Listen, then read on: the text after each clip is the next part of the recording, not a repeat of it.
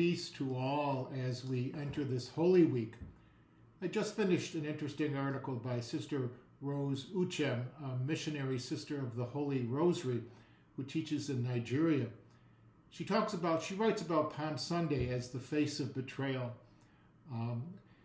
She said it's more about the fragile and shifting loyalty of the human heart. And the one theme that she centers on for Holy Week is betrayal. She says betrayal seems to lie deeply buried in the darkest recesses of the human psyche. It leaves behind a taste of disappointment and a wound that words cannot describe.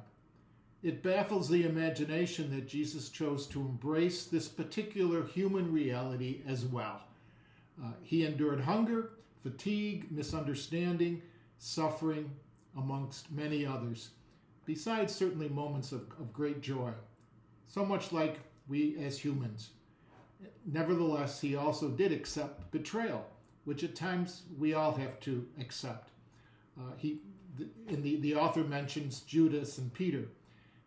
Palm Sunday gives us an even greater role model in Christ himself, who experienced not only injustice, but also he experienced real abandonment. Jesus had fed and healed and taught so many during his earthly life.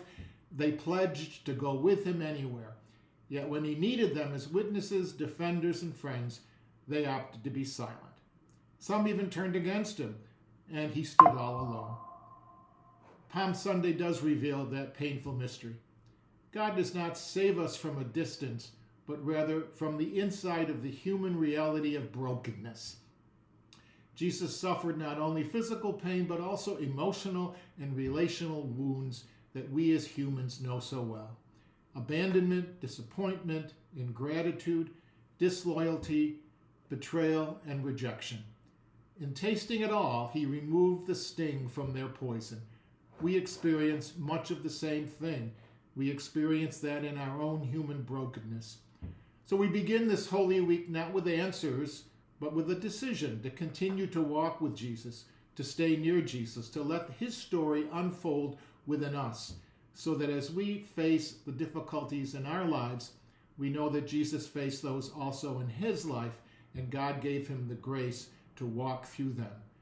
So let us just reflect upon our own brokenness and relate ourselves to the brokenness that Jesus experienced during this week. Have a very peaceful Holy Week, everyone, as we prepare to celebrate the great feast of Easter.